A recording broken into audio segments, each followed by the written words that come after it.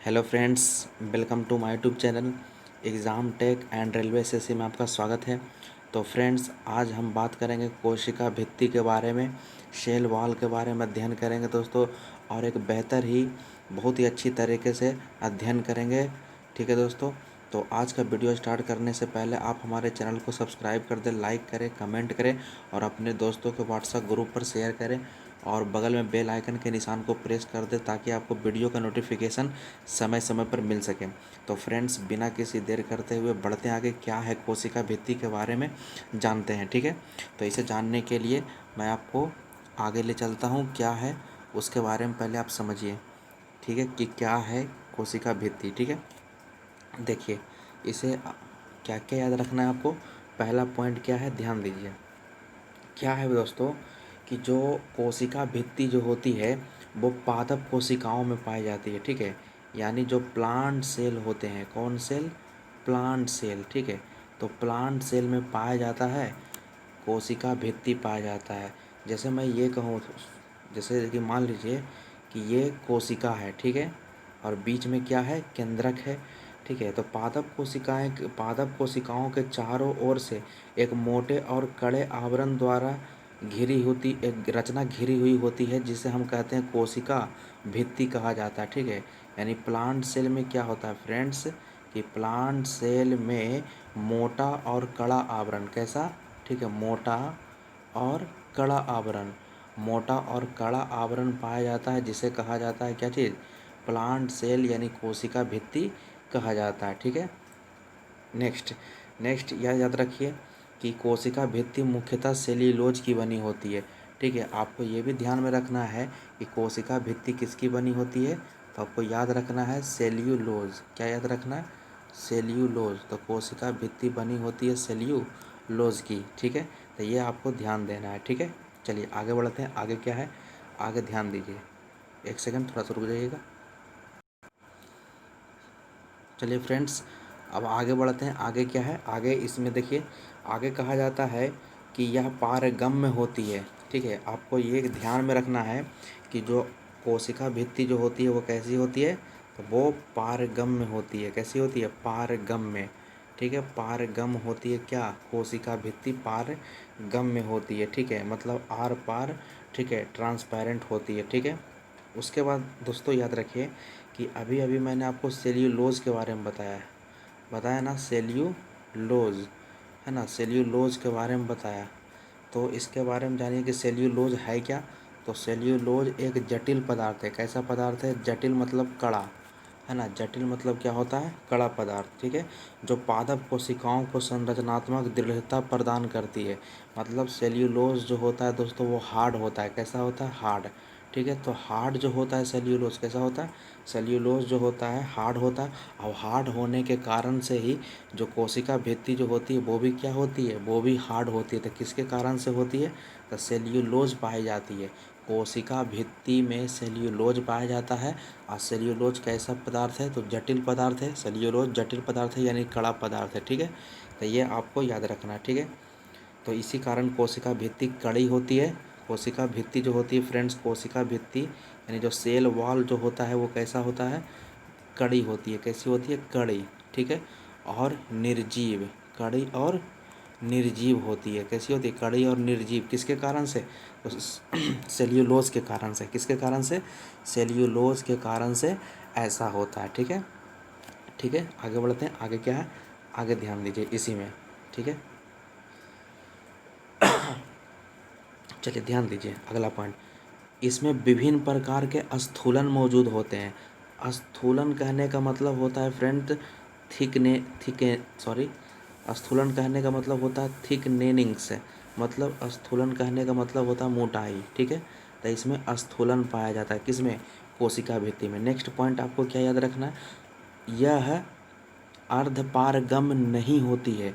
ध्यान में रखिएगा, ये जो सेल वाल जो होता है वो अर्धपारगम्य नहीं होता है। ठीक है, बल्कि वो कैसा होता है, मैंने अभी आपको बताया था कि वो कैसा होता है, तो पारगम्य होता है, अर्ध पारगम्य नहीं होता है। इसमें स्थूलन पाया जाता है। ठीक है, आगे इसमें और ख्याल रखिए। अगला पॉइंट क्या ख्याल रखिएगा इसमें, एक सेकेंड। अगला पॉइंट है दोस्तों, यह पादप कोशिका को एक निश्चित रूप प्रदान करता है। ठीक है, मतलब क्या करेगा ये पादप कोशिका को, ठीक है, जो पादप कोशिका जो होते हैं उसको निश्चित रूप प्रदान करने का काम कौन करता है, तो वो करता है आपका, कौन करेगा, सेल वाल को। ठीक है, और क्या काम है, और सुनिए, यह कोशिका झिल्ली की रक्षा करता है। ठीक है, जो सेल मेम्ब्रेन जो होते हैं फ्रेंड्स, सेल मेम्ब्रेन, कौन मेम्ब्रेन, सेल मेम्ब्रेन, तो सेल मेम्ब्रेन का रक्षा करने का काम करता है कौन, सेल वाल। ठीक है, समझ गए। देखिए मैं आपको बताता हूँ, जैसे कि मान लीजिए, जैसे देखिए ये आपका जंतु कोशिका, जंतु कोशिका में दोनों पाया जाता है फ्रेंड्स। ठीक है, जैसे इस तरीके से आप समझिए। ठीक है, तो ये जो आपका बाहर वाला जो है फ्रेंड्स, ये है सेल वाल। ठीक है, ये क्या है, सेल वाल। ठीक है, और ये जो भीतर वाला दिखाई दे रहा है ये मेम्ब्रेन है, यानी कोशिका झिल्ली है। यानी जो मेम्ब्रेन जो होता है, मेम्ब्रेन की रक्षा करने का काम कौन करता है, तो सेल वाल जो होता है वो रक्षा करने का कार्य करता है। ठीक है, उम्मीद है कि आपको ये सेशन पसंद आ रहा होगा, आपको वीडियो पसंद आ रही होगी। ठीक है, आगे बढ़ते हैं। और एक चीज़ और एक बेहद महत्वपूर्ण चीज़ और इसमें आपको याद रखना है कि यह कोशिका झिल्ली की रक्षा करती है तथा कोशिका को सूखने से बचाता है। ये मेन पॉइंट है फ्रेंड्स। ठीक है, ये याद रखिएगा कि कोशिका को सूखने से बचाता है, कोशिका को सूखने से बचाता है, कोशिका को सूखने से बचाता है कौन, तो सेल वाल, सेल वाल। ठीक है, तो यही था सेल वाल के बारे में फ्रेंड्स। ठीक है, तो ज़्यादा कुछ नहीं है, मैंने आपको ये बताया कि फिर से एक बार सुन लीजिए कि पादप कोशिका के चारों ओर एक मोटे और कड़ा आवरण पाया जाता है जिसे हम कोशिका भित्ति कहेंगे। कोशिका भित्ति सेल्यूलोज की बनी होती है। ठीक है, यह पारगम में होती है। सेल्यूलोज के बारे में मैंने बताया, सेल्यूलोज कैसा पदार्थ है, तो जटिल पदार्थ है। ठीक है, और क्या बताया मैंने दोस्तों, आपको बताया कि कोशिका भित्ति में स्थूलन पाया जाता है, मतलब मोटाई होता है उसमें। ठीक है, और क्या बताया मैंने, यह पादप कोशिकाओं को निश्चित रूप देता है और यह पादप कोशिका को सुरक्षा भी करता है। यह कोशिका झिल्ली की रक्षा करता है तथा कोशिका को सूखने से बचाता है। तो यही था सेल वाल। ठीक है फ्रेंड्स, ये था सेल वाल। नेक्स्ट आगे बढ़ते हैं, आगे क्या है, आगे ध्यान दीजिए, अगला टॉपिक क्या है। चलिए फ्रेंड्स, अब अगला टॉपिक है कोशिका द्रव्य के बारे में, साइटोप्लाज्म के बारे में। ऐसे थोड़ा बहुत जानकारी इस कोशिका द्रव्य के बारे में, साइटोप्लाज्म के बारे में जानकारी मैं आपको पहले भी बता चुका हूँ, लेकिन फिर भी एक बार बता देता हूँ दोस्तों। देखिए दोस्तों, कोशिका द्रव्य पढ़ने से एक बार मैं और भी बता चुका हूँ फ्रेंड्स। ठीक है, इसके पहले वाले वीडियो में मैं बता चुका हूँ कोशिका संरचना में। ठीक है, तो खैर आगे ध्यान दीजिए कोशिका द्रव्य के बारे में कि साइटोप्लाज्म क्या होता है, ध्यान से पहले सुनिए। ठीक है, पहले ध्यान से आपको सुनना है। ठीक है, क्या क्या है, देखिए पहले मैं कोशिका द्रव्य के बारे में आपको बता देता हूँ क्या है। जैसे मान लीजिए, जैसे मानिए फ्रेंड्स कि ये क्या है, कोशिका है। ठीक है, ये बीच में क्या है, केंद्रक है। ठीक है, चलिए ये क्या है, केंद्रक। इसको मैं थोड़ा सा और बड़ा कर देता, एक सेकंड, थोड़ा सा रुक जाइए, एक सेकंड। चलिए फ्रेंड्स, देखिए ध्यान दीजिए, ये जो आपको जैसे कि मैंने ये जो बनाया है फ्रेंड्स, ठीक है, ये बीच वाला जो बीच में है ये आपका केंद्रक है। ठीक है, ये बीच में क्या है, ये है आपका केंद्रक। ठीक है, चलिए, और मैंने जो ये बाहर वाला जो बनाया है, ठीक है, तो ये है आपका सेल। क्या है, सेल कोशिका है, और कोशिका के भीतर क्या है, तो केंद्रक है। ठीक है, चलिए मैं आपको एक चीज़ बताता हूँ कि आपको यहाँ, ठीक है, इस एरिया में, ठीक है, जो पदार्थ पाए जाते हैं, ठीक है, इस एरिया में मैं बोल रहा हूँ, ठीक है, कोशिका में ये, ठीक है, तो कोशिका में जो ये पदार्थ पाए जाते हैं, तो यानी एक तरीके से आप बोल सकते हो केंद्रक के बाहर जो ये सब पदार्थ पाया जाता है, इसे कहा जाता है क्या, इसे कहा जाता है फ्रेंड्स, कहा जाता है कोशिका द्रव्य। ठीक है, इसे क्या बोलेंगे, साइटोप्लाज्म। ठीक है, यही आपका साइटोप्लाज्म है। ठीक है, तो केंद्रक के बाहर जो द्रव्य पाया जाता है तो वो क्या कहलाता है, वो साइटोप्लाज्म कोशिका द्रव्य कहलाता है। अब एक चीज़ और ध्यान दीजिए, ये जो इसके भीतर में केंद्रक के भीतर जो द्रव्य पाया जाता है, ठीक है, तो उसे कहा जाता है केंद्रक द्रव्य। क्या बोलेंगे, उसे बोलेंगे केंद्रक द्रव्य बोलेंगे। क्या बोलेंगे? केंद्रक द्रव्य। इंग्लिश में कहा जाता है निक्लियोप्लाज्म, ठीक है, निक्लियोप्लाज्म। क्या कहा जाता है? निक्लियोप्लाज्म। एन मैं लिख देता हूँ दोस्तों, एन से हो गया निक्लियोप्लाज्म, इधर साइटोप्लाज्म। समझ में आ रही बात? ठीक है, ये हो गया साइटोप्लाज्म, ठीक है, जो केंद्रक के बाहर है, और जो केंद्रक के अंदर है उसे कहा जाता है केंद्रक द्रव्य कहा जाता है। तो यहाँ पर साइटोप्लाज्म मतलब सी साइटोप्लाज्म, और यहाँ पर एन यानी केंद्रक द्रव्य यानी निक्लियोप्लाज्म, इन दोनों को मिला दिया जाता है तो वो कहलाता है प्रोटोप्लाज्म। ठीक है, वो क्या कहलाएगा? प्रोटोप्लाज्म कहलाएगा। ठीक है, जीव द्रव्य जिसे कहा जाता है, प्रोटोप्लाज्म बोलिए, जीव द्रव्य बोलिए, सब एक ही चीज़ है। तो ये चीज़ मैं आपको पहले भी बता चुका हूँ फ्रेंड्स, ये सारे चीज़ मैं आपको पहले भी बता चुका हूँ। ये थोड़ा सा रिवाइज करने के लिए, ठीक है, थोड़ा सा याद दिलाने के लिए मैं फिर से बता देता हूँ। ठीक है, तो आपको यहाँ से उम्मीद है कि क्लियर हो गया होगा। लेकिन अब डिटेल से बढ़ते हैं कि कोशिका द्रव्य साइटोप्लाज्म है क्या। चलिए डिटेल से आगे बढ़ते हैं।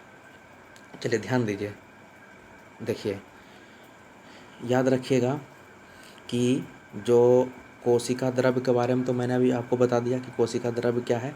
ठीक है, तो एक तरीका से आप उस तरीका से परिभाषित कर सकते हो, जैसे जैसे कि अभी आप थोड़ा देर पहले आपको बताया फ्रेंड्स। या तो फिर एक तरीका से आप ऐसा भी कर सकते हो कि जीव द्रव्य का वह भाग जो कोशिका भित्ति और केंद्रक के बीच में होता है। ठीक है, समझ में आया? जैसे कि देखिए, एक तरीका से और भी समझ सकते हो, फिर मैं आपको थोड़ा सा ले चलता हूँ। देखिए, थोड़ा सा ले चलता हूँ फ्रेंड्स, ध्यान दीजिए, थोड़ा सा, एक सेकेंड। देखिए, मैं फिर से आपको थोड़ा सा बताता हूँ। ठीक है,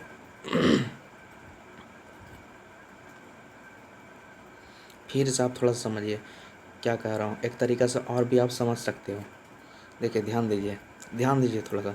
ये पूरा क्या है? कोशिका है। ठीक है, अभी अभी मैंने आपको सेल वाल के बारे में पढ़ाया ना, अभी अभी किसके बारे में पढ़ाया? सेल वाल यानी कोशिका भित्ति के बारे में। एक तरीका से और भी दूसरे तरह से आप समझ सकते हो, सेल वाल। ठीक है, अभी अभी मैंने पढ़ाया। ठीक है, और ये जो बीच में आपको दिखाई दे रहा है ये क्या है? केंद्रक है, यानी न्यूक्लियस जिसे हम बोलते हैं केंद्रक। ठीक है, केंद्रक। चलिए, मेरा ये कहना है कि जो आपका कोशिका द्रव्य जो होता है, कोशिका भित्ति मतलब ये सेल वाल, ठीक है, कोशिका भित्ति, ठीक है, ये वाला कोशिका भित्ति और केंद्रक ये वाला, दोनों के बीच में, ठीक है, दोनों के बीच में जो द्रव्य पाया जाता है तो वो कहलाता है, क्या कहलाता है? वही कहलाएगा आपका कोशिका द्रव्य कहलाएगा। क्या कहलाएगा? कोशिका द्रव्य कहलाएगा। तो दो तरीका से आप परिभाषित कर सकते हो, बात वही चीज़ है। ठीक है, बात वही है। ठीक है, तो आपको याद रखना कि कोशिका द्रव्य क्या होता है, तो याद रखना आपको कि केंद्रक यानी केंद्रक हो गया फ्रेंड्स, ये केंद्रक। ठीक है, तो केंद्रक और क्या हो गया? ये कोशिका भित्ति हो गया। ठीक है, कोशिका भित्ति, दोनों के बीच में मतलब इस पोर्शन से लेकर इस पोर्शन तक, ठीक है, जो द्रव्य पाए जाते हैं तो वो कहलाता है कोशिका द्रव्य। ठीक है, चलिए, और इसके बारे में भी और जानकारी, आगे बढ़ते हैं। ध्यान दीजिए, कहा जाता है फ्रेंड्स कि साइटोप्लाज्म कोशिका द्रव्य में अनेक अकार्बनिक पदार्थ और कार्बनिक पदार्थ कहा पाया जाता है। ठीक है, अब ये क्या होता है? मैंने क्या कहा कि अकार्बनिक पदार्थ, कौन पदार्थ? अकार्बनिक। ठीक है, अकार्बनिक। इसे मैं मिटा देता हूँ फ्रेंड, थोड़ा सा मिटा देता हूँ, एक सेकेंड रुकिए, थोड़ा अच्छे ढंग से लिखता हूँ। चलिए, अकार्बनिक पदार्थ, ठीक है, अकार्बनिक पदार्थ। चलिए, अब देखिए, जैसे ही आपको अकार्बनिक पदार्थ बोलेगा तो इसका मतलब क्या होता है? इसके अंतर्गत क्या आता है? इसके अंतर्गत लवण जल आएगा फ्रेंड्स। ठीक है, लवण और जल। ठीक है, तो अकार्बनिक पदार्थ और कार्बनिक पदार्थ, ठीक है, एक क्या हो जाएगा? कार्बनिक पदार्थ। ठीक है, अकार्बनिक पदार्थ मैं बोलूँगा तो आपको जितना भी, जैसे कि कार्बोहाइड्रेट है, प्रोटीन है, ठीक है, फैट है यानी वसा है, ये सारे कुछ। ठीक है, तो ये सारा, इन सारे को कार्बोहाइड्रेट हो गया, प्रोटीन हो गया, फैट हो गया, इन सभी को कार्बनिक पदार्थ के अंतर्गत रखा जाता है, क्योंकि इसमें कार्बन की मात्रा पाई जाती है। और बाकी आपका लवण और जल होता है तो वो अकार्बनिक पदार्थ होता है। ठीक है, तो अकार्बनिक पदार्थ और कार्बनिक पदार्थ दोनों जो दोनों है फ्रेंड्स, दोनों पदार्थ जो है वो कोशिका द्रव्य में पाया जाता है। ठीक है, किस में पाया जाता है? कोशिका द्रव्य में पाया जाता है। ठीक है, तो आपको ये याद रखना है। ठीक है, चलिए नेक्स्ट आगे बढ़ते हैं। अभी और है इसमें, आगे कहा जाता है कि कोशिका द्रव्य एक बहुत गाढ़ा, पारभासी एवं चिपचिपा पदार्थ है। ठीक है, कोशिका द्रव्य के बारे में कहा जाता है फ्रेंड्स कि ये गाढ़ा होता है। कैसा होता है? गाढ़ा। ठीक है, कैसा होता है? गाढ़ा है। ठीक है, और कैसा है? तो पारभासी है। ठीक है, पारभासी। ठीक है, पारभासी कहने का मतलब क्या होता है? जिससे प्रकाश आंशिक रूप से आर पार करता है। ठीक है, आंशिक रूप से थोड़ा थोड़ा पार करेगा। ठीक है, मैंने तो ये अपने से होकर कुछ ही पदार्थ को, मतलब बहुत थोड़े थोड़े पदार्थ को पार होने के लिए देता है। ठीक है, तो कोशिका द्रव जो होता है वो कैसा है? वो गाढ़ा होता है, पारभासी होता है एवं चिपचिपा होता है। कैसा होता है? चिपचिपा। तो ये आपको कंप्लीट रखना है। ठीक है, चलिए अब ध्यान दीजिए। आगे कहा जाता कोशिका द्रव्य में, कोशिका द्रव्य में अनेक रचनाएं उपस्थित होती है जिनका अलग अलग कार्य होता है। इन रचनाओं को कोशिकांग कहते हैं, यानी सेल और जेनल कहा जाता है। समझिए इसका मतलब क्या होता है। अभी अभी मैंने आपको कोशिका द्रव्य के बारे में बताया था। ठीक है, तो कोशिका द्रव्य क्या है? यही तो है कोशिका द्रव्य ये। ठीक है, तो मेरा ये कहना है कि इसी कोशिका द्रव्य में जो होते हैं फ्रेंड्स, बहुत सारी रचना पाया जाता है। ठीक है, इसी कोशिका द्रव्य में बहुत सारे रचनाएं पाई जाती हैं। जैसे मैं कुछ रचना का आपको नाम बताता हूँ। जैसे एंडोप्लाज्मिक रेटिक्यूलम हो गया, जिसे हम अंतःप्रद्रवी जालिका कहते हैं। लाइसोसोम हो गया, माइटोकॉन्ड्रिया हो गया, लवक हो गया, गोल्जी काय हो गया। इन सब के बारे में आपने नाम सुना होगा। तो ये सारा का सारा जो होता है किस में पाया जाता है? ये कोशिका द्रव्य में ही पाया जाता है। तो आपको याद रखना है कि अभी अभी मैंने जितना भी नाम लिया तो वो किस में पाया जाता है? कोशिका द्रव्य में ही तैरते रहता है, मतलब वहाँ स्थित होता है। ठीक है, और इन रचनाओं को, जैसे माइटोकॉन्ड्रिया हो गया फ्रेंड्स, ठीक है, क्लोरोप्लास्ट हो गया, तो बहुत सारी रचनाएं जो होती है उन्हें कहा जाता है कोशिकांग कहा जाता है। ठीक है, तो याद रखिएगा उन्हें क्या कहा जाता है? कोशिकांग। और इंग्लिश में कहा जाता है सेल और जेनल। ठीक है, सेल और जेनल कहा जाता है। ठीक है, अब इन्हीं सारे कोशिकांगों के बारे में हमें आगे पढ़ना है। ठीक है, जैसे माइटोकॉन्ड्रिया है, लाइसोसोम है, ठीक है, एंडोप्लाज्मिक रेटिक्यूलम है। इन सभी के बारे में हमें विस्तार से आगे पढ़ेंगे। ठीक है, तो आगे बढ़ते हैं। और भी कुछ रह जाता है तो आगे देखिए। अभी और इसमें फ्रेंड्स कोशिका द्रव्य में भी और है। ठीक है, चलिए थोड़ा सा और है, ध्यान दीजिए। ध्यान दीजिए, इसमें कहा जाता है फ्रेंड्स कि यूकैरियोटिक कोशिकाओं में कोशिकांग झिल्ली युक्त होते हैं। अब समझिए, यूकैरियोटिक कोशिका। ठीक है, मैं आपको पहले भी बता चुका हूँ कि यूकैरियोटिक कोशिका क्या होता है। यूकैरियोटिक कोशिका उसे कहा जाता है जिसमें वास्तविक केंद्रक मौजूद हो। ठीक है, जिसमें वास्तविक केंद्रक मौजूद होगा, माइटोकॉन्ड्रिया होगा, ठीक है, लवक वगैरह ये सब पाए जाते हैं, तब वो कहलाता है यूकैरियोटिक कोशिका कहलाता है। ठीक है, अब मेरा कहना है कि यूकैरियोटिक कोशिकाएं जो होती है, ठीक है, और उसमें जो कोशिकांग पाया जाता है, क्या पाया जाता है फ्रेंड्स? उसमें कोशिकांग। ठीक है, माइटोकॉन्ड्रिया वगैरह ये सारा कुछ। ठीक है, तो उसमें जो कोशिकांग पाए जाते हैं तो वो होते हैं झिल्ली युक्त होते हैं। ठीक है, झिल्ली युक्त होते हैं। अब इसका मतलब क्या हो गया, जैसे मैं आपको बताता हूँ, जैसे जैसे समझिए। ठीक है, ये क्या हो गया? ये सब हो गया आपका साइटोप्लाज्म हो गया। अब इसी में मान लेते हैं कि यहाँ पर एक कोशिकांग है। ठीक है, जिससे कि मान लेते हैं ये माइटोकॉन्ड्रिया है। ठीक है, मेरा ये कहना है कि जितना भी यूकैरियोटिक कोशिका है तो उसमें जो कोशिकांग जो होते हैं वो झिल्ली युक्त होता है। मतलब इसको अगर मैं बाहर निकालूँ फ्रेंड्स, ठीक है, तो इसको चारों तरफ झिल्ली पाया जाता है। ठीक है, समझ में आ रही बातें? इसके चारों तरफ क्या पाए जाएंगे? झिल्ली। तो किस में? तो यूकैरियोटिक कोशिका। ठीक है, यूकैरियोटिक कोशिका किसको कहेंगे? जिसमें वास्तविक केंद्रक मौजूद होता है। ठीक है, उम्मीद है कि आपको ये सब क्लियर हो रहा है फ्रेंड्स। ठीक है, तो आपको याद रखना है। ठीक है, चलिए। जबकि प्रोकैरियोटिक कोशिकाओं में झिल्ली युक्त नहीं होती है। आपको याद रखना, झिल्ली जो होता है फ्रेंड्स वो नहीं होता है। ठीक है, प्रोकैरियोटिक कोशिका में। प्रोकैरियोटिक कोशिका किसको बोलेंगे? जिसमें वास्तविक केंद्रक मौजूद नहीं होता। एक सेकंड फ्रेंड्स, एक सेकंड, थोड़ा सा रुक जाइए, एक सेकंड। ठीक है फ्रेंड्स, तो आपको ये समझ में आ चुका होगा। ठीक है, तो बस इसमें इतना ही है। कोशिका द्रव में कुछ है नहीं, कोशिका द्रव बस फिर से एक बार सुन लीजिए। कोशिका द्रव में कि कोशिका द्रव कहते किसको हैं, तो ये कोशिका भित्ति एवं केंद्रक के बीच में होता है। पहला पॉइंट क्लियर हो चुका है फ्रेंड्स। ठीक है, पहला पॉइंट आपको क्लियर हुआ। ठीक है, मैंने आपको पहले ही बताया था, फिर से एक बार सुन लीजिए कि जो कोशिका जो भी सॉरी कोशिका जो द्रव्य होता है, यानी ये सारा कुछ, ठीक है, ये आपको केंद्रक और सेल वॉल के बीच में पाया जाता है। ठीक है, दूसरी चीज़ मैंने आपको क्या बताया कि ये अकार्बनिक और कार्बनिक पदार्थों का बना होता है। और अकार्बनिक पदार्थ कहेगा तो लवण और जल हो जाएगा, और कार्बनिक पदार्थ कहेगा तो कार्बोहाइड्रेट, प्रोटीन और वसा, ये सारा कुछ हो जाएगा। ठीक है, दूसरा पॉइंट मैंने ये बताया था। ठीक है, तीसरा मैंने क्या बताया था कि आपका जो कोशिका द्रव्य जो होता है वो गाढ़ा होता है, पारभासी होता है, चिपचिपा होता है। ठीक है, और मैंने क्या बताया था कि इसी कोशिका द्रव्य में अनेक रचनाएं पाई जाती हैं। ठीक है, अनेक रचनाएं पाई जाती है जिन्हें कहा जाता है कोशिकांग। ठीक है, क्या कहेंगे, कोशिकांग। ठीक है, इतना दूर क्लियर है। आगे क्या मैंने बताया था, आगे मैंने बताया था फ्रेंड्स कि यूकैरियोटिक कोशिकाओं में जो कोशिकांग जो पाए जाते हैं वो झिल्ली युक्त होती है। ठीक है, झिल्ली युक्त होगा, और जबकि प्रोकैरियोटिक कोशिका में ऐसा नहीं होता है। ठीक है, तो इतना दूर तक मैंने आपको बताया था।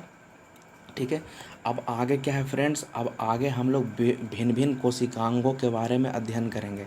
बहुत सारे कोशिकांग है फ्रेंड्स। ठीक है, मैं आपको पहले शुरू में पढ़ेंगे मंता प्रद्रवी जालिका के बारे में। ठीक है, तो बहुत बेहतरीन तरीके से पढ़ेंगे माइटोकॉन्ड्रिया। तो आगे हमें पढ़ना है कोशिकांग के बारे में। ठीक है, तो उसी कोशिकांग के बारे में पढ़ना है। ठीक है, चलिए बढ़ते हैं आगे।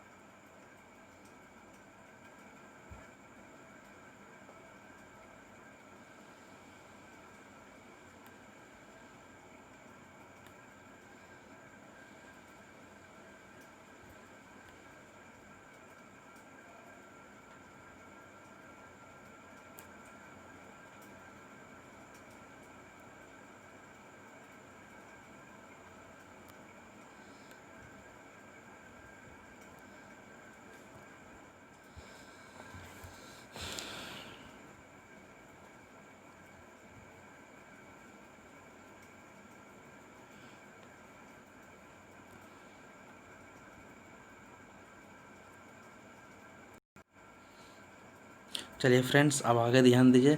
आगे है अंतःप्रद्रव्य जालिका के बारे में। तो ये पहला कोशिकांग है, ठीक है। पहला कोशिकांग है अंतःप्रद्रव्य जालिका, इंग्लिश में कहा जाता है एंडोप्लाज्मिक रेटिक्यूलम। चलिए इसके बारे में पढ़ते हैं, ये क्या है, ठीक है। इसके बारे में आगे पढ़ते हैं क्या है, ध्यान दीजिएगा। देखिए फ्रेंड्स, इसके बारे में कहा जाता है कि जंतु एवं पादप कोशिकाओं के कोशिका द्रव में अत्यंत सूक्ष्म, शाखित, झिल्लीदार, अनियमित नलिकाओं का घना जाल होता है, जिसे हम कहते हैं अंतःप्रद्रव्य जालिका कहा जाता है, ठीक है। तो आपको ध्यान में ये रखना है कि सबसे पहले अंतःप्रद्रव्य जालिका जो होता है फ्रेंड्स, ठीक है, ये जंतु कोशिका, ठीक है, और पादप कोशिका, ठीक है, ये दोनों में पाया जाता है, पहला पॉइंट, ठीक है।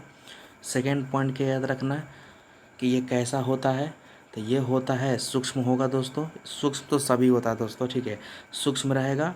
उसके बाद ये शाखित होता है, कैसा होता है, शाखित, जैसा कि आपको फिगर में भी दिख रहा होगा, मैं बताता हूँ फिगर को, ठीक है। शाखित होता है, झिल्लीदार होता है, कैसा होता है, झिल्लीदार।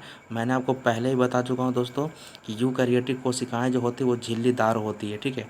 तो शाखित होगा, झिल्लीदार होगा, और अनियमित नलिकाओं का घना जाल होता है, ठीक है। अनियमित नलिकाओं का ये घना जाल होता है। देखिए फ्रेंड्स, इसमें आपको ये रचना जो दिख रहा होगा, ये रचना, ठीक है, ये सारे जो रचनाएं दिख रही है, ये ध्यान दीजिए, ये सब रचनाओं को, ठीक है। तो ये सब क्या है, यही सब शाखित है रचना है। ये सब कैसा रचना है, शाखित है, और अनियमित नलिका है, ठीक है, अनियमित, इरेगुलर है। मतलब इसका फिगर कुछ इस तरीक़े से होता है फ्रेंड्स, ठीक है। इसका फिगर आप कुछ इस तरीक़ा से समझ लीजिए, इस तरीक़ा से इसका फिगर होता है, ठीक है, या इस तरीक़ा से, ठीक है। तो आप क्या बोल सकते हैं इसके बारे में, इसके बारे में आप क्या बोल सकते हैं, ये ना बोल सकते हो कि ये शाखित होता है ना। ये कैसा होता है, तो ये शाखित होता है, आपको दिख भी रहा होगा, ठीक है। झिल्लीदार भी होता है क्योंकि यूकैरियोटिक वाला है, ठीक है। और क्या मैंने बताया, अनियमित नलिकाओं का घना जाल होता है, ठीक है। इसमें ढेर सारे नली पाए जाते हैं, ठीक है। तो ये फिगर से भी क्लियर हो रहा है, ये सब फिगर को आप देख सकते हैं, ठीक है। चलिए मैं इसको मिटा देता हूँ, ठीक है। इस फिगर को आपको क्लियर हो रहा होगा। चलिए नेक्स्ट आगे बढ़ते हैं। आगे क्या है, आगे ध्यान दीजिए। इसे मैं थोड़ा सा मिटा देता हूँ फ्रेंड्स, एक सेकंड, फिगर भी मिट गया, एक सेकंड। चलिए आगे बढ़ते हैं। आगे क्या है, आगे देखिए फ्रेंड्स, आगे है कि यह लाइपोप्रोटीन की बनी होती है, ठीक है। ये किसकी बनी होती है, लाइपोप्रोटीन की, ठीक है। तो आपको याद रखना है कि किसकी बनी रहेगी, लाइपोप्रोटीन, लाइपोप्रोटीन, ठीक है। चलिए लाइपोप्रोटीन की बनी होती है। और क्या याद रखना, और कोशिकाओं में समानांतर नलिकाएं फैली होती है, ठीक है फ्रेंड्स। जो नली जो होती है, जो नली जो होगी फ्रेंड्स, जो नली जो होगी वो कैसी होगी, सब एक दूसरा के पैरेलल होता है, क्या होता है, सब एक दूसरा के पैरेलल होता है, ठीक है। ये समझिएगा आप, ठीक है। तो यही था फ्रेंड्स। अब आगे कहा जाता है कि एंडोप्लाज्मिक रेटिक्यूलम जो होता है वो दो तरह का होता है, ठीक है।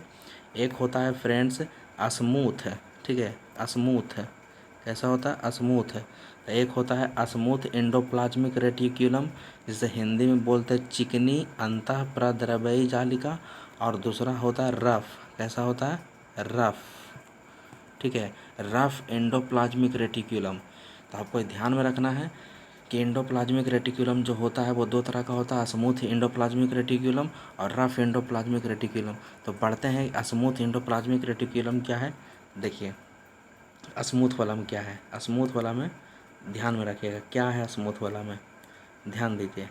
देखिए इसमें कहा जाता है कि इस प्रकार की अंतःप्रद्रव्यी जालिका की झिल्ली चिकनी होती है, ठीक है। अब देखिए मैंने अभी आपको इस तरीक़ा से फिगर आपको बताया था दोस्तों, ठीक है, इस तरीक़ा का फिगर, ठीक है। तो इसमें कहना है कि इस प्रकार के अंतःप्रद्रव्यी जालिका की झिल्ली जो होती है वो कैसा होगा, वो चिकना होगा, कैसा होगा फ्रेंड्स, तो वो चिकना होगा, ठीक है। इसकी सतह पर राइबोसोम नहीं पाए जाते हैं, ये जो इसका सतह है फ्रेंड्स, ये वाला, इसके सतह पर राइबोसोम नहीं होंगे, ठीक है। तो याद रखिएगा चिकनी पर राइबोसोम नहीं होता है, ठीक है, चिकनी पर राइबोसोम नहीं होता है।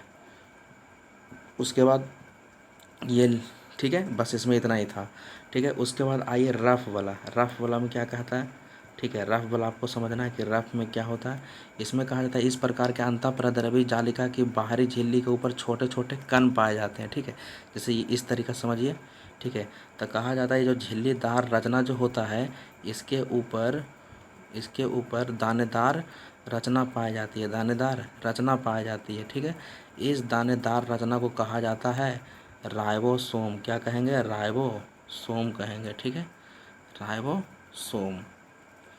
तो आपसे क्वेश्चन पूछता है दोस्तों ऑब्जेक्टिव में, इस तरीके से पूछ सकता है कि राइबोसोम स्मूथ एंडोप्लाज्मिक रेटिकुलम पर पाया जाता है कि रफ एंडोप्लाज्मिक रेटिकुलम पर पाया जाता है। तो आपको क्या जवाब देना है? रफ। ठीक है, रफ पर पाया जाता है।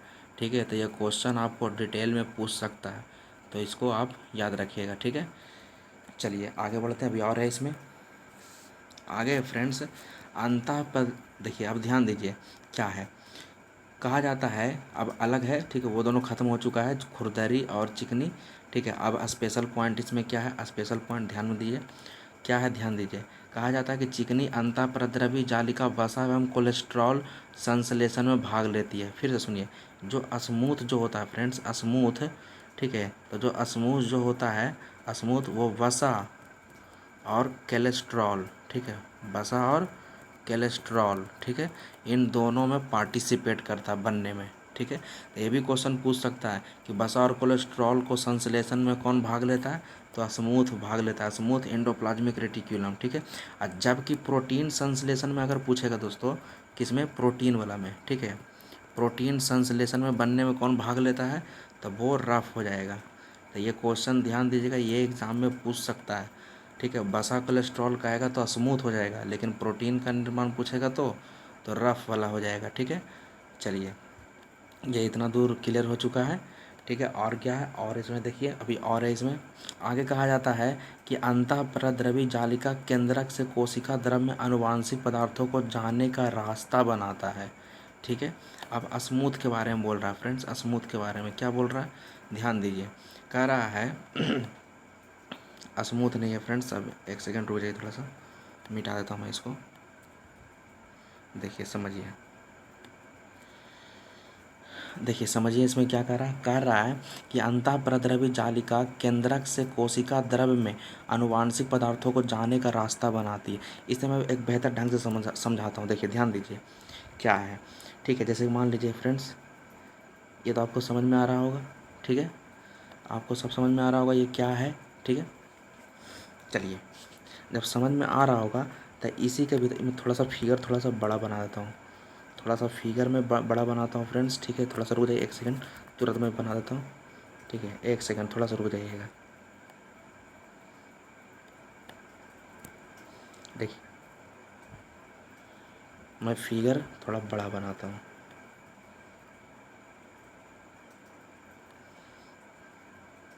चलिए समझिए इसमें क्या कह रहा है। मेरा ये कहना है इसके भीतर क्या पा जाएगा। अभी हम लोग अंतःप्रद्रवी जालिका के बारे में ना पढ़ रहे हैं।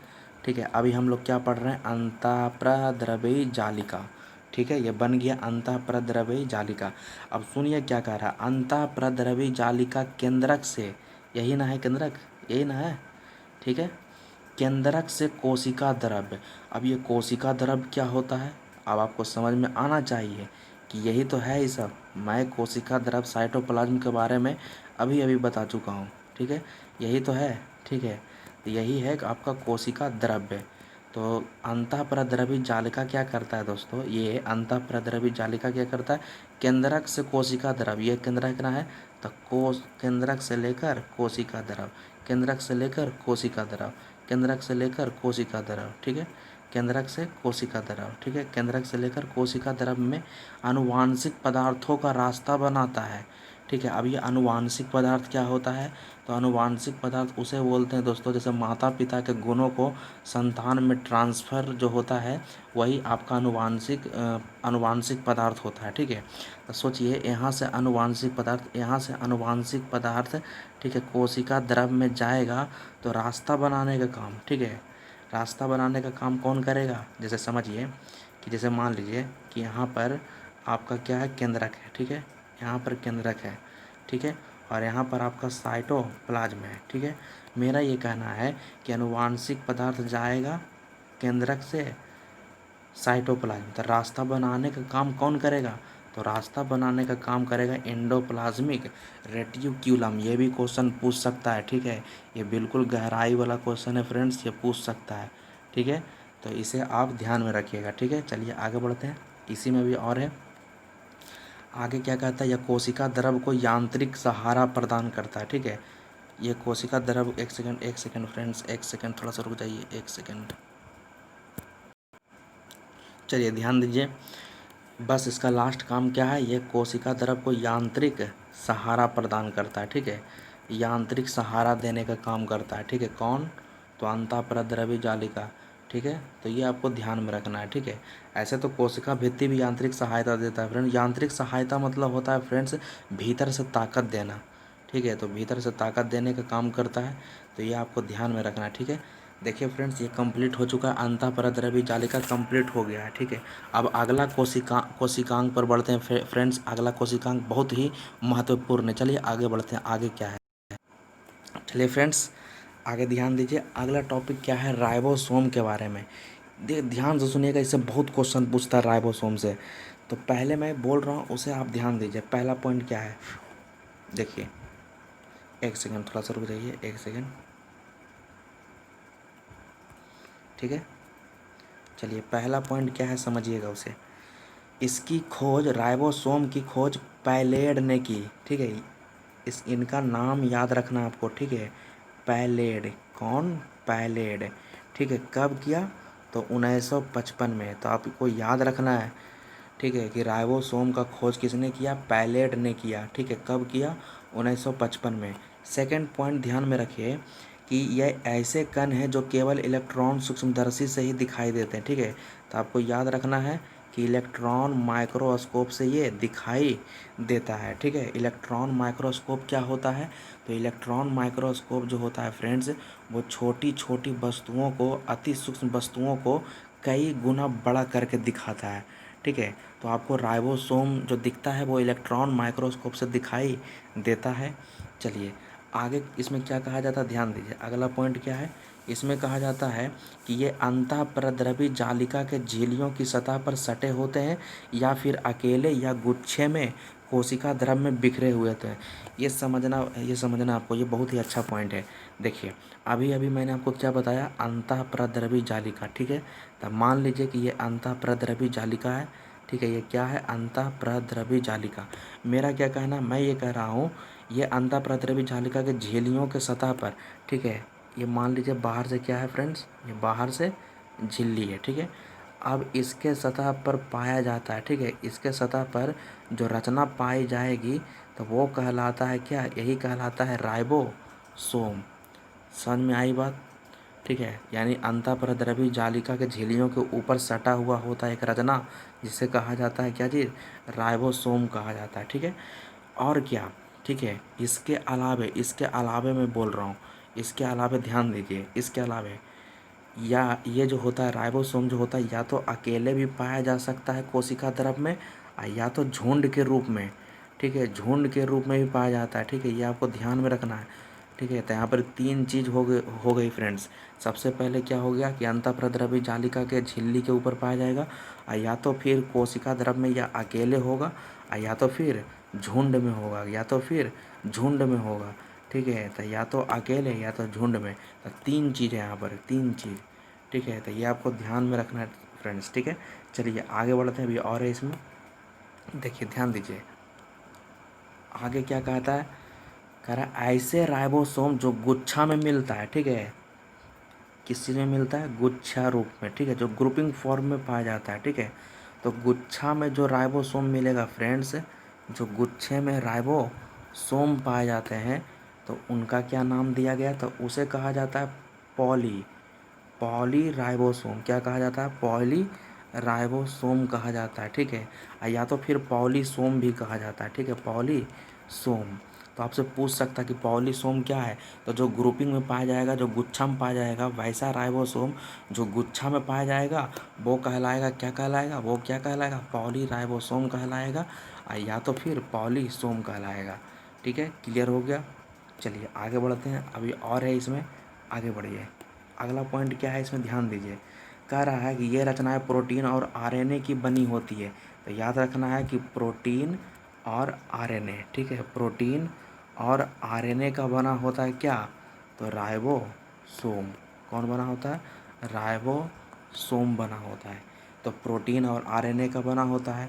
और एक खास पॉइंट फ्रेंड, अच्छा, ये प्रोटीन तो आप समझ रहे हो, ये ऊर्जादायक पदार्थ है, शरीर निर्मातक पदार्थ, ठीक है। शरीर को निर्माण करने में प्रोटीन का अहम योगदान होता है, ठीक है। प्रोटीन के कारण से ही हमारा शरीर बढ़ता है फ्रेंड्स। और ये आरएनए क्या है? तो आरएनए में बाद में बता दूंगा दोस्तों, जब डीएनए बताऊंगा तो उसमें आरएनए में बता दूंगा, ठीक है। तो फिलहाल आप आरएनए अभी पढ़ना नहीं है, ठीक है। चलिए आगे बढ़ते हैं। अब लास्ट पॉइंट है, ठीक है। लास्ट पॉइंट क्या है कि राइबोसोम प्रोटीन का संश्लेषण में भाग लेता है।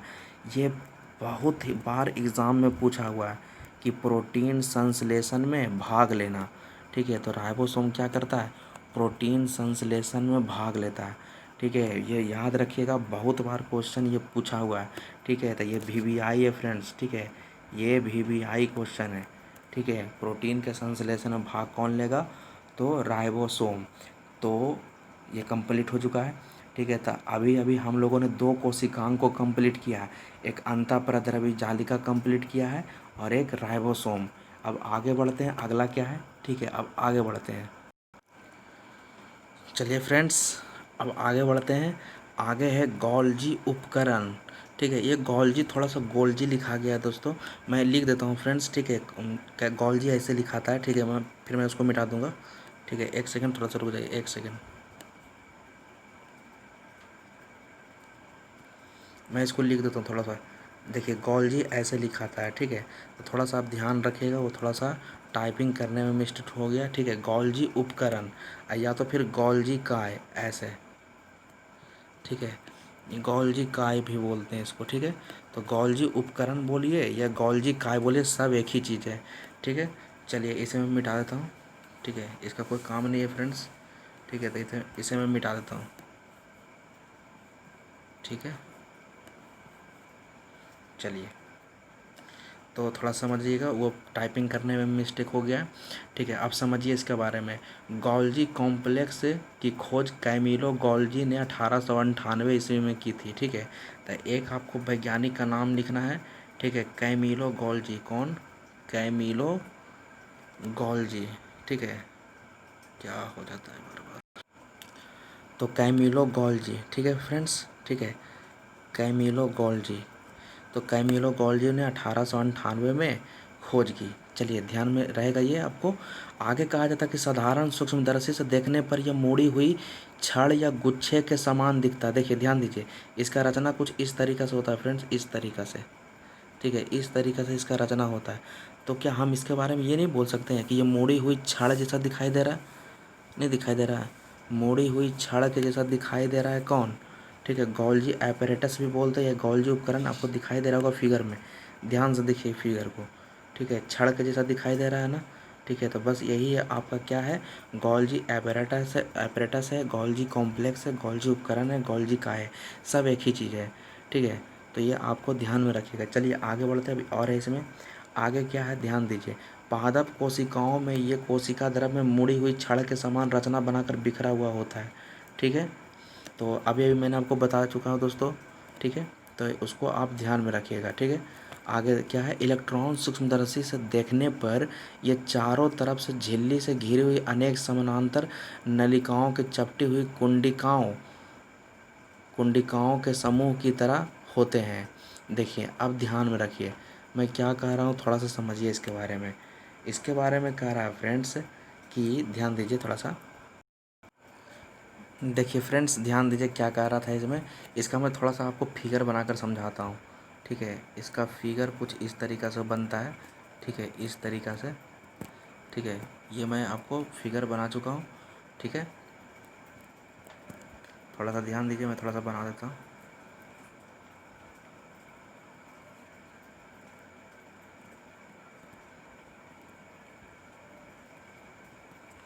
चलिए ध्यान दीजिए क्या है।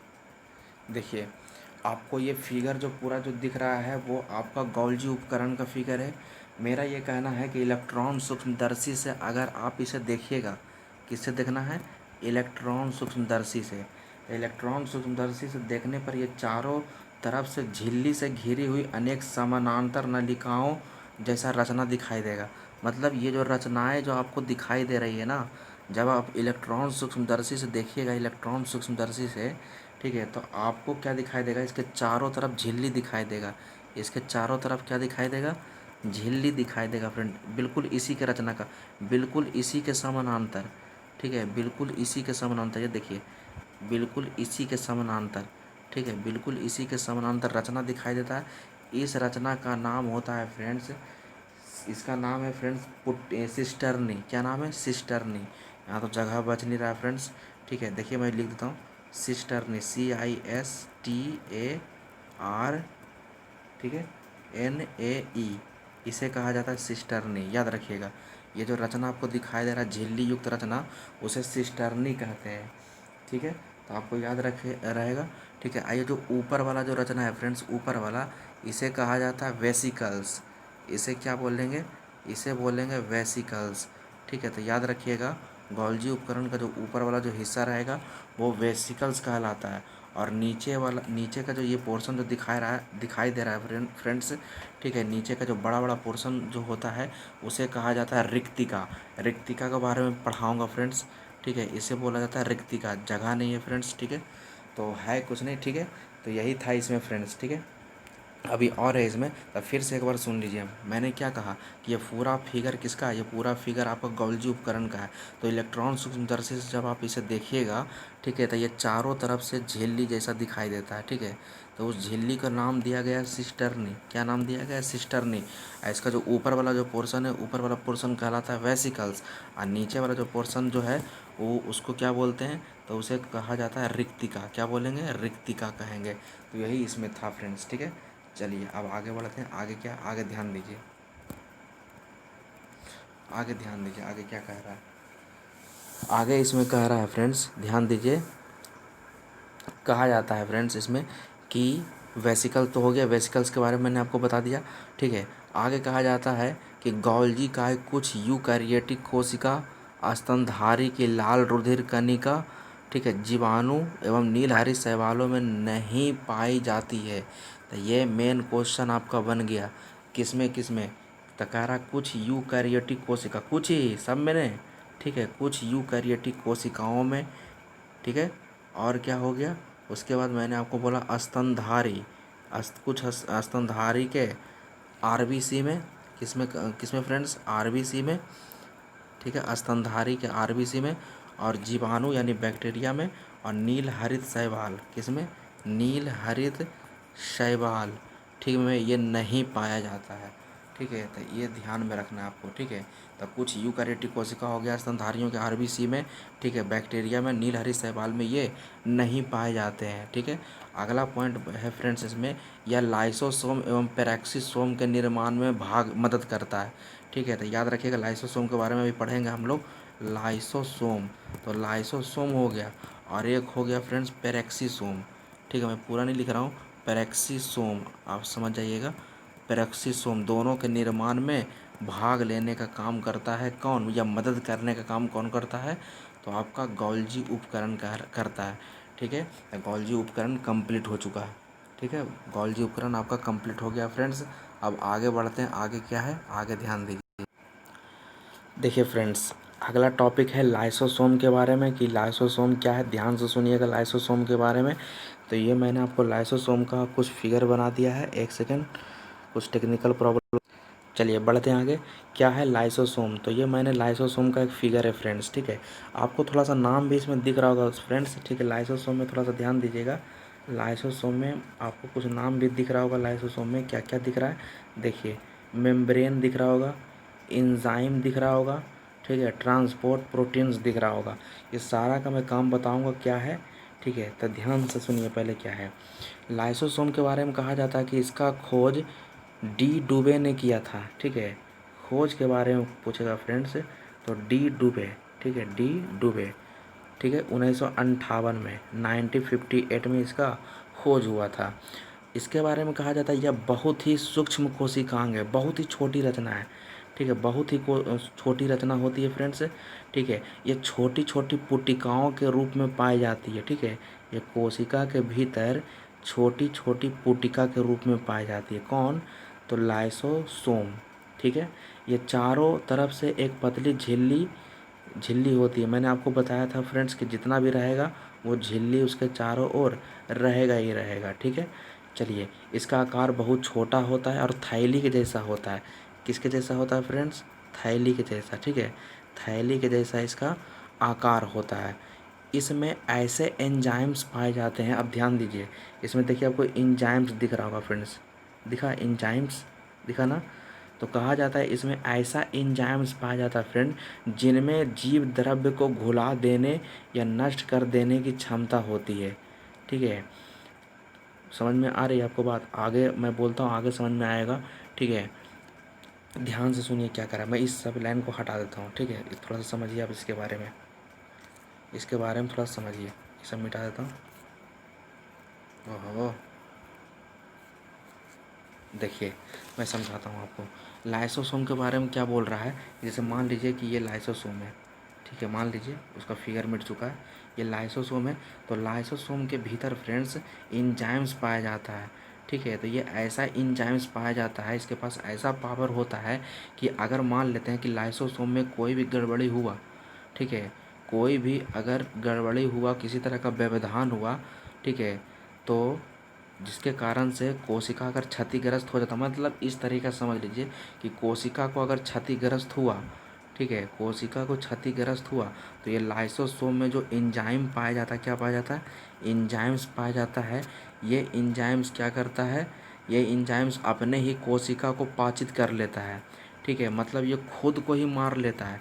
इससे जो एंजाइम्स निकलता है ना फ्रेंड्स, ये एंजाइम्स जो होता है ये खुद ही अपने आप को कठिनाई में डाल लेता है, अपने आप को प्रभावित करता है, या कह लीजिए कि अपने आप को ही मार देता है।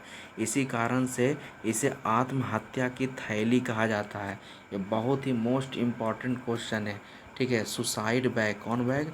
Suicide bag. ठीक है, सुसाइड बैग। ठीक है, सुसाइड बैग याद रखिएगा, सुसाइड बैग लिखा हुआ है। तो सुसाइड बैग यानी आत्महत्या की थैली किसे कहा जाता है? लाइसोसोम को कहा जाता है। क्यों? क्योंकि इसमें जो एंजाइम पाए जाते हैं वो अपने अपने को ही मार लेते हैं दोस्तों, अपने को ही मृत्यु कर लेते हैं। ठीक है, इसी कारण से इसे आत्महत्या की थैली कहा जाता है। ठीक है, अभी और इसमें है, और सुनिए इसके बारे में, लाइसोसोम के बारे में। इसमें कहा जाता है यह कोशिका में प्रवेश करने वाले बड़े कण, ठीक है, बड़ा कण, कैसा कण? बड़ा कण। ठीक है, बड़ा एवं बाह्य पदार्थों का पाचन कर लेता। सोच लीजिए, मान लीजिए कि ये लाइसोसोम है। ठीक है, लाइसोसोम क्या करेगा? बड़ा बड़ा कण को पाचित कर लेता है फ्रेंड्स। ठीक है, बड़ा बड़ा कण को, और बाहर से भी अगर कोई कण आता है तो उसको भी पाचन करने का काम कौन करता है? लाइसोसोम करता है। ठीक है, तो यही इसका काम था फ्रेंड्स। ठीक है, और याद रखिएगा एक और भी काम है, यह जीवाणु एवं विषाणु से रक्षा करता है।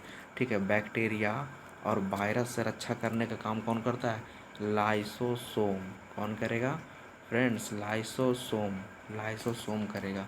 तो ये आपको ध्यान में रखना है। ठीक है, तो ये कंप्लीट हो चुका है। नेक्स्ट अब आगे बढ़ते हैं, आगे क्या है? चलिए फ्रेंड्स अब आगे बढ़ते हैं। आगे बहुत ही बेहतरीन टॉपिक है friends, mitochondria. This is the most important parts of cells. ठीक है, ये सेल का सबसे मेन भाग होता है फ्रेंड्स। क्या है? इससे भी बहुत क्वेश्चन पूछता है। ठीक है, तो आपको सबसे पहले फिगर में देख लीजिए, फिगर में आपको सब नाम भी दिख रहा होगा। एटीपी सिंथेटिस, सॉरी एक सेकेंड रुक जाइए, थोड़ा सा एक सेकेंड रुक जाइए। ठीक है, चलिए, एटीपी सिंथेस दिख रहा होगा फ्रेंड्स। माइटोकॉन्ड्रिया डीएनए, याद रखिएगा बहुत बड़ा योगदान होता है, माइटोकॉन्ड्रिया में भी डीएनए होता है, ये आपको ध्यान में रखना है। ठीक है, इसका बहुत बड़ा काम होता है।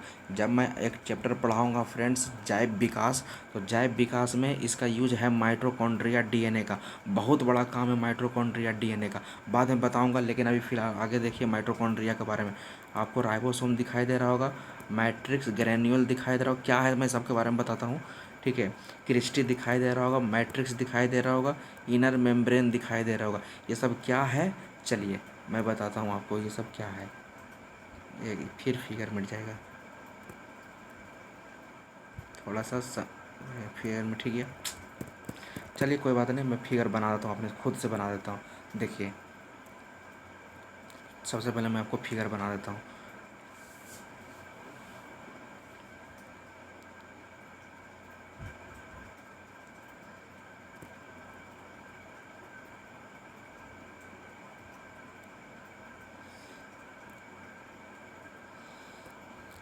देखिए, ध्यान दीजिए।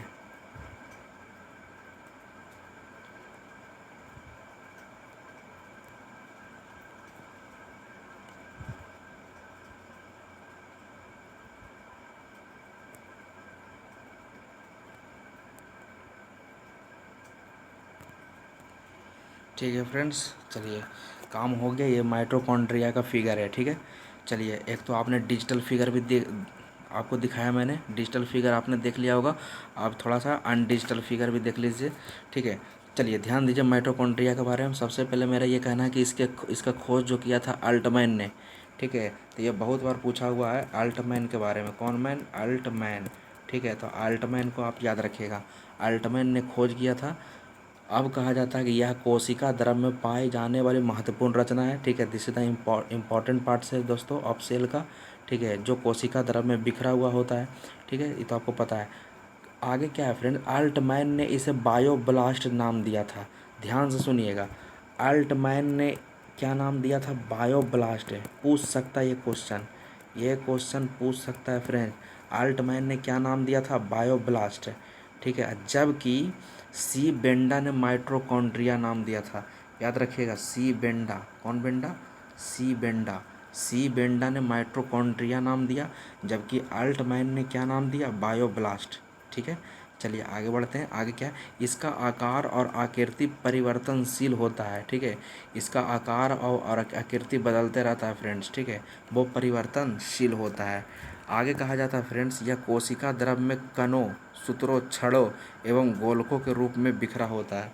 ध्यान से सुनिए, मैं आगे बढ़ा देता हूँ, ठीक है। अभी अभी मैंने आपको बोला कि इसका आकार और आकृति परिवर्तनशील होता है, यानी कहने का मतलब ये होगा कि कोशिका द्रव में कण के रूप में भी पाया जा सकता है फ्रेंड्स, माइटोकॉन्ड्रिया, ठीक है। सूत्र के रूप में भी पाया जा सकता है, फिलामेंट के रूप में, ये छड़ के रूप में भी पाया जा सकता है, ठीक है। इस तरीक़े से, या तो फिर गोला, ठीक है, गोला के रूप में भी पाया जा सकता है। तो ये सब इसका आकार है जो कि आपको याद रखना है, ठीक है। चलिए आगे बढ़ते हैं। आगे क्या है, आगे कहता है फ्रेंड्स, चलिए फिगर पर आता हूँ, फिगर से आपको समझ में आएगा। फिगर पर ले चलते हैं आपको, ठीक है। ये सब को मैं मिटा देता हूँ फ्रेंड्स, ये सब का कोई काम नहीं है, ये सब का कोई काम नहीं है, ठीक है। ये देखो फिर फिगर में, चलिए फिर से बनाना पड़ेगा। एक सेकेंड, बहुत प्रॉब्लम है, एक सेकेंड।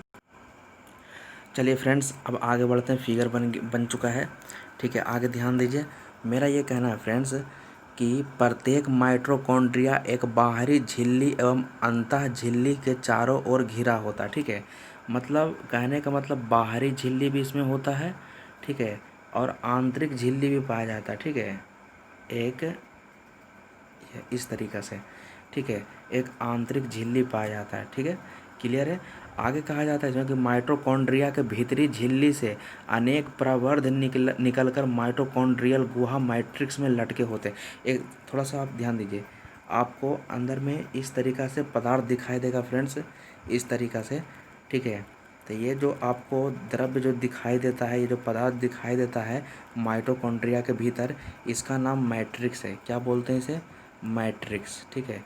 इसको हम बोलते हैं मैट्रिक्स, ठीक है, याद रखिएगा। और ये जो आपको इस तरह का रचना जो दिखाई दे रहा है दोस्तों, ठीक है, इसके हिंदी में से प्रवर्ध बोलते हैं, ठीक है। प्रवर्ध जैसा रचना निकला होता है, तो इसे क्या बोलते हैं? इसे कहा जाता है क्रिस्टी, ठीक है। क्या बोला जाता है? क्रिस्टी कहा जाता है, क्रिस्टी। तो ध्यान में रखिएगा, ठीक है। तो क्रिस्टी पाया जाता है माइटोकॉन्ड्रिया के भीतर पाया जाता है, जो कि आपको ध्यान में रखना। और सबसे मेन पॉइंट इसे मैं आगे बढ़ा देता हूँ, आगे बढ़ाता हूँ। सबसे मेन पॉइंट फ्रेंड्स, आपसे पूछेगा कि माइटोकॉन्ड्रिया कहा जाता है इसके बारे में, कि माइटोकॉन्ड्रिया को power house of the cell कहा जाता है, power house of the cell. Power house of the cell कहा जाता है किसे? माइटोकॉन्ड्रिया को। ये ध्यान में रखना, बहुत बार क्वेश्चन पूछा हुआ है, ठीक है। यानी कोशिका का ऊर्जा गृह किसे कहा जाता है? तो माइटोकॉन्ड्रिया को कहा जाता है, ठीक है। और कहा जाता है इसमें, इससे कोशिका का ऊर्जा गृह भी कहते हैं, ठीक है। और कहा जाता है कि इससे माइटोकॉन्ड्रिया से 36 एटीपी 36 एटीपी अणु, जो कि एक ग्लूकोज अणु के टूटने से बनता है, उनमें 34 एटीपी। थोड़ा सा ध्यान दीजिए, बस आप इतना याद रखिए कि एनर्जी का जो डेवलपमेंट होता है फ्रेंड्स, ठीक है, एनर्जी जो फूटता है, एनर्जी जो बनता है, वो माइटोकॉन्ड्रिया में बनता है, याद रखिएगा, ठीक है। एनर्जी कहाँ बनता है? आपसे पूछेगा कि कोशिका में एनर्जी कहाँ बनता है, तो आपको बोलना माइटोकॉन्ड्रिया में। इसी कारण से माइटोकॉन्ड्रिया को कहा जाता है power house of the cell कहा जाता है, ठीक है, एनर्जी बनने के कारण से। और वो एनर्जी कितना बनता है? तो वो 36 एटीपी बनता है। ये एनर्जी को लिखने का तरीका है 36 एटीपी, ठीक है। एटीपी क्या है? एटीपी का फुल फॉर्म होता है एडिनोसाइन ट्राईफॉस्फेट, ठीक है। ये अणु का नाम है फ्रेंड्स, 36 एटीपी, ठीक है। तो याद रखिएगा, ये एनर्जी का नाम है, ठीक है, एटीपी एडिनोसाइन ट्राईफॉस्फेट। तो यही था फ्रेंड्स माइटोकॉन्ड्रिया के बारे में, ठीक है। उम्मीद है कि आपको पसंद आया होगा, ठीक है। तो फ्रेंड्स ध्यान दीजिए, आज का वीडियो मैं यहीं तक रहने देता हूँ फ्रेंड्स, ठीक है। तो अगर आपको आज का सेशन पसंद आया है तो आप हमारे चैनल को सब्सक्राइब कर दें, लाइक करें, कमेंट करें और अपने दोस्तों के व्हाट्सएप ग्रुप पर शेयर कर दें, ठीक है। क्योंकि यहाँ पर आपको पूरे विस्तार से, पूरे डिटेल से बायोलॉजी का क्लास मिलेगा फ्रेंड्स, ठीक है। तो आप अपने दोस्तों के बीच में शेयर ज़रूर कर दें, ठीक है। आगे दोस्तों अगले क्लास में हम लोग लवक के बारे में पढ़ेंगे, ठीक है। मतलब अभी कोशिकांग खत्म नहीं हुआ फ्रेंड्स, ठीक है। ये सब जो मैं पढ़ा रहा हूँ, ये कोशिका के रचना में ही पढ़ना है, ठीक है, ठीक है। तो अभी जो मैंने आपको पढ़ाया कोशिकांग, ठीक है, लाइसोसोम पढ़ चुके हैं आप लोग, अंतःप्रद्रवी जालिका हो गया, राइबोसोम या गोल्जी उपकरण हो गया, ठीक है, तो माइटोकॉन्ड्रिया हो गया। ये सारे कोशिकांग के बारे में हम लोग पढ़ चुके हैं। तो आगे कुछ कोशिकांग और हैं, ठीक है, करीब 4-5 कोशिकांग और हैं, ठीक है। तो वो ख़त्म करने के बाद, उसके बाद मैं आपको डीएनए के बारे में बताऊंगा, ठीक है, कि डीएनए क्या होता है, ठीक है। क्योंकि वो बताना बहुत ज़रूरी है फ्रेंड्स, क्योंकि उसका यूज बार बार आपका आएगा डीएनए का, ठीक है। तो वो भी आपको बताना बहुत ही ज़रूरी है डीएनए के बारे में, ठीक है। तो चलिए आज का वीडियो हम लोग यहीं तक रहने देते हैं, ठीक है। तब तक के लिए हमें इजाज़त दीजिए। जय हिंद, जय भारत।